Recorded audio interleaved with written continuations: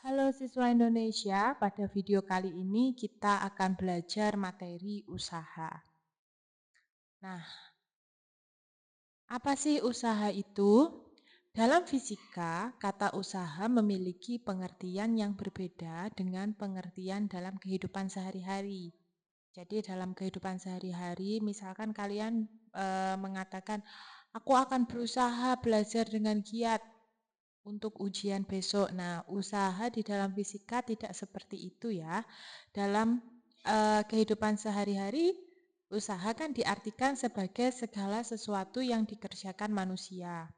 Sedangkan dalam fisika, usaha atau istilah lainnya adalah kerja atau biasanya istilah dalam bahasa Inggrisnya itu work, itu didefinisikan sebagai gaya yang bekerja pada suatu benda yang menyebabkan benda tersebut berpindah.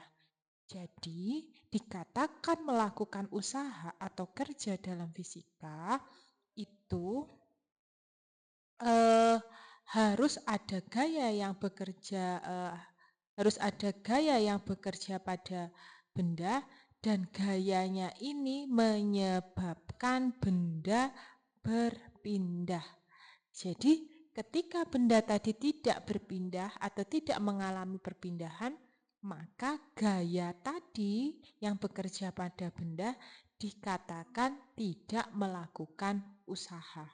Nah, itu definisi usaha dalam fisika. Nah, ini contoh melakukan usaha pada fisika. Seseorang mendorong sebuah kotak dan memindahkannya dari posisi A ke posisi B. Maka kotak yang dari posisi A ini berpindah ke posisi B, maka orang ini ketika mengerjakan gaya pada kotak dikatakan melakukan usaha. Usaha ini dibuktikan karena benda ini atau kotak ini mengalami perpindahan posisi. Nah, contoh yang kedua, mobil derek menarik mobil yang mogok dan membawanya ke bengkel. Nah, mobil yang mogok ini tadi kan mengalami perpindahan dari posisi awalnya ini dibawa oleh mobil derek ke bengkel, maka dia mengalami perpindahan. Maka mobil derek ini melakukan usaha kepada mobil yang mogok. Contoh yang ketiga, pada pertandingan sepak bola, seseorang anak menendang bola untuk menghindari pemain lainnya. Nah, usaha dalam fisika selain ditunjukkan dengan benda tadi atau objek tadi mengalami perpindahan, bisa juga diperlihatkan jika benda tersebut mengalami perubahan kecepatan atau mengalami perubahan arah kecepatan. Jadi bisa besarnya kecepatan atau arah kecepatan. Ketika bola ditendang, maka bola yang diam kemudian bergerak itu terjadi perubahan kecepatan. Maka di situ terjadi yang namanya usaha. Usaha akibat adanya perubahan energi pada bola. Nah, seorang atlet memukul bola selama pertandingan kriket. Kasus ini sama seperti seseorang yang menendang bola saat pertandingan sepak bola. Jadi ada usaha karena ada perubahan kecepatan pada bola kriket. Contoh lain adalah sebuah bola yang diletakkan pada pegas yang terkompresi dan kemudian bola terlempar saat pegas merenggang. Nah, kita perhatikan di sini ketika bola ada pada pegas yang terkompresi atau memampat, kemudian bola ini terlempar, maka ada perubahan bentuk pegas yang dari rapat menjadi renggang. Maka perubahan bentuk ini menunjukkan adanya usaha. Contoh selanjutnya, anak-anak yang sedang membentuk objek yang berubah-ubah dengan menggunakan plastisin. Nah, usaha ini ditunjukkan dengan adanya perubahan-perubahan bentuk plastisin yang dilakukan oleh anak. Maka usaha dari sini bisa diperhatikan pada kasus-kasus yang sudah kita bahas itu akibat adanya perubahan posisi, adanya perubahan kecepatan, dan adanya perubahan bentuk. Berikutnya, mari kita menghitung usaha oleh gaya yang searah perpindahannya. Nah, seperti kita lihat pada contoh, di sini ada orang yang mendorong sebuah kotak. Dia dorong dengan gaya yang konstan, yang menyebabkan kotak ini mengalami perpindahan dari posisi awalnya di sini ke posisi akhirnya di sini. Dan gayanya searah dengan arah perpindahan. Searah itu maksudnya sejajar. Jadi kalau gayanya arahnya ke kanan, ini gayanya dia juga berpindah ke arah kanan. Ini perpindahannya. Maka ketika kita melihat peristiwa di mana gaya yang bekerja searah dengan perpindahan, maka kita bisa merumuskan besarnya usaha yang dialami oleh kotak akibat gaya yang searah itu bisa dirumuskan dengan gaya dikali perpindahan. Ini berlaku jika gaya sejajar dengan perpindahan atau sudut antara gaya terhadap perpindahan itu membentuk sudut sama dengan 0 derajat. Maka usahanya adalah gaya dikali perpindahan. Nah, bagaimana kita menghitung usaha jika kita punya grafik hubungan gaya dan perpindahan? Jadi, misalkan kalian tadi sudah diketahui gaya dan perpindahan, bisa dirumuskan usaha adalah gaya dikali perpindahan. Nah, kalau kalian punya grafik hubungan antara gaya, antara gaya terhadap perpindahan, gayanya kita punya satuan Newton, perpindahan punya satuan meter, maka usahanya adalah luas grafiknya. Misalkan kalau gambarnya semacam ini, nah ini seperti ini, maka usahanya adalah luas segi 3. Kalau kita punya grafik seperti ini, nah ini F, ini S, kita punya grafik seperti ini. Nah, ini berarti usahanya adalah luas trapesium. Jadi usaha adalah luas di bawah grafik. Kita masuk ke contoh soal. Sebuah benda dengan massa 10 kg berada di atas lantai yang licin. Benda ditarik oleh sebuah mobil derek dengan gaya sebesar 25 Newton sehingga benda bergerak sejauh 4 meter. Berapakah besarnya usaha yang dilakukan oleh gaya F pada benda? Nah, usaha oleh gaya yang searah dengan arah perpindahan, jadi sebuah benda ini tadi kan ditarik oleh sebuah mobil derek dengan gaya sehingga benda bergeser. Maka ketika kita ini ibaratnya ini adalah mobil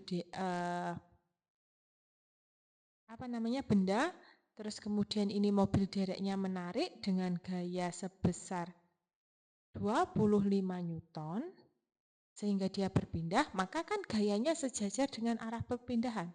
Maka usaha cukup dengan gaya dikali perpindahan. Gayanya 25, perpindahannya 4, maka besar usahanya adalah 100 Joule. Satuan usaha itu Joule.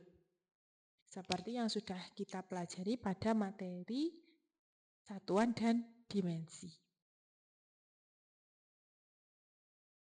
Nah, contoh yang kedua, kita punya grafik F dan S. Kita punya grafik hubungan F terhadap S. Maka kalau yang ditanyakan adalah usaha yang dialami oleh sistem, ya, yang ditanyakan adalah usaha, maka usahanya adalah luas grafik. Di sini kalian bisa mencari langsung dengan menggunakan luas trapesium karena ini bentuknya trapesium. Ya, atau kalian juga bisa menggunakan luas 1. Luas 1 itu adalah luas persegi panjang ditambah luas 2. Luas 2 adalah luas segi 3. Hasilnya sama saja, bisa kita buktikan. Ketika kita menggunakan usaha adalah luas trapesium, maka usahanya adalah rumus luas trapesium itu kan adalah jumlah sisi sejajar. Sisi sejajar itu kan yang atas itu 9 meter, yang bawah 12 meter, jumlah sisi sejajar dibagi 2 dikali tingginya 6. Maka hasilnya adalah ini kita corek 3, 12 ditambah 9 adalah nilainya adalah 21. 21 dikalikan 3.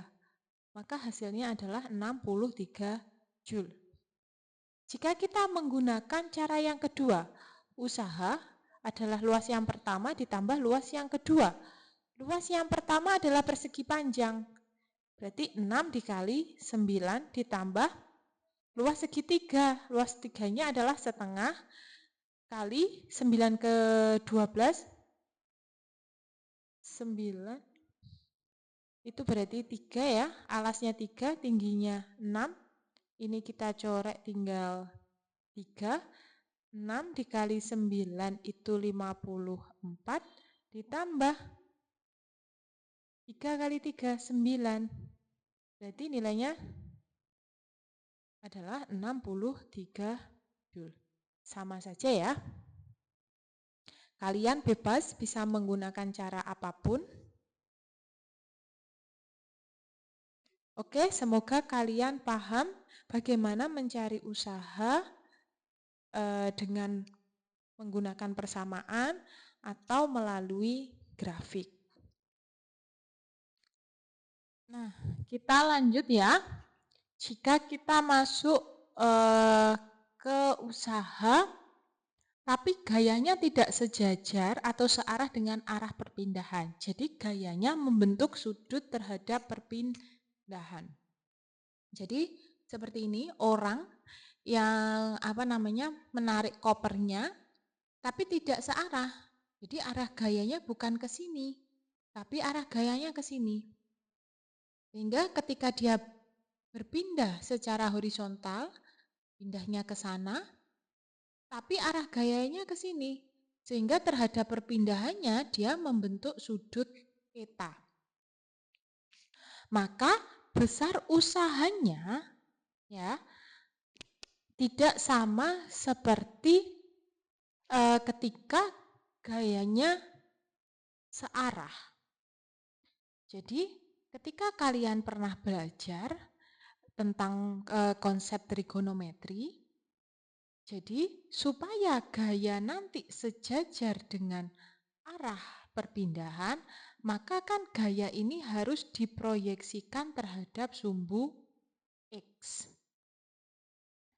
Maka besar gayanya bisa kita perhatikan pada kasus ini.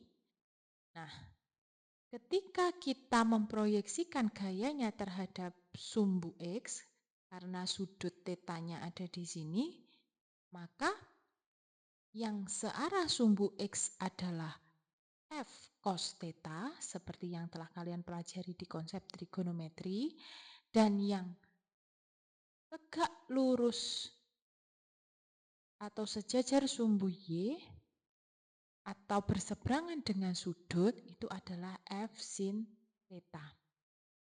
Sekarang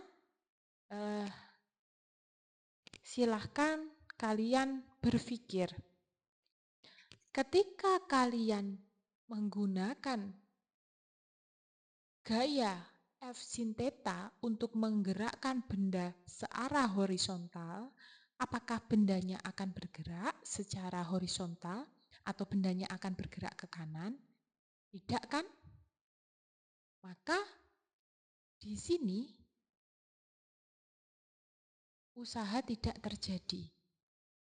Tapi ketika kalian menarik dengan arah sejajar arah perpindahannya dia mau ke kanan, dia ditarik ke kanan, maka di sini F cos theta usahanya terjadi.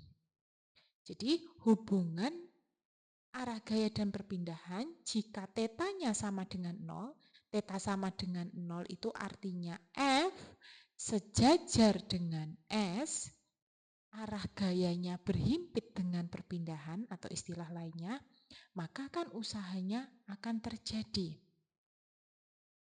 Nah, ketika dia membentuk sudut theta, maka besar usahanya W itu sama dengan F cos theta dikali S. Karena gayanya yang dipakai adalah gaya F cos theta. Ya. Maka kalau dia membentuk sudut theta, maka usahanya adalah F cos theta dikali S.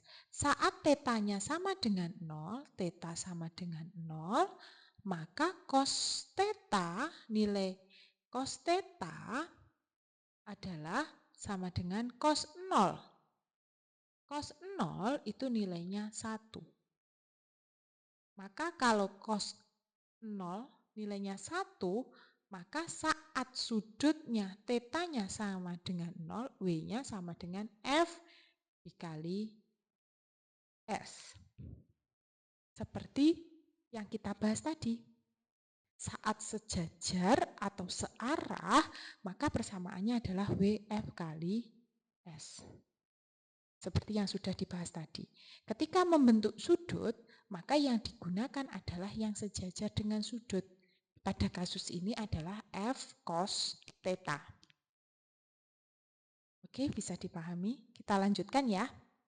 Nah, sekarang saat tetanya 90. Seperti yang saya sampaikan tadi.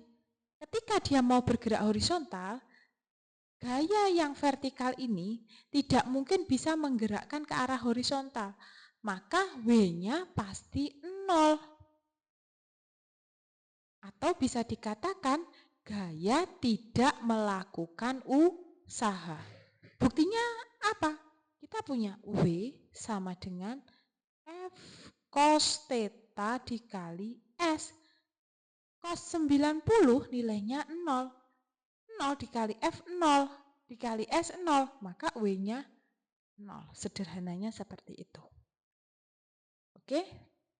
Jadi yang digunakan untuk bergerak adalah gaya yang sejajar dengan arah perpindahan. Pada kasus ini yang sejajar adalah F cos theta. Maka usahanya, saya ulangi, berarti adalah F cos theta dikali atau bisa dituliskan W sama dengan Fs cos theta. Ini. Oke, kita lanjut ya. Supaya lebih paham, kita coba contoh soal. Untuk menarik sebuah koper beserta isinya seperti pada gambar diperlukan gaya sebesar 22 Newton. Berapakah sudut yang harus diberikan agar balok bergeser sejauh 3 meter jika usaha yang diberikan oleh gaya itu sebesar 33 Joule. Nah, di sini sudah diketahui usahanya, kita malah disuruh mencari sudutnya. Nah, berarti usaha itu kan tadi F, S, cos theta. Kenapa kita pakai cos theta? Karena dia membentuk sudut.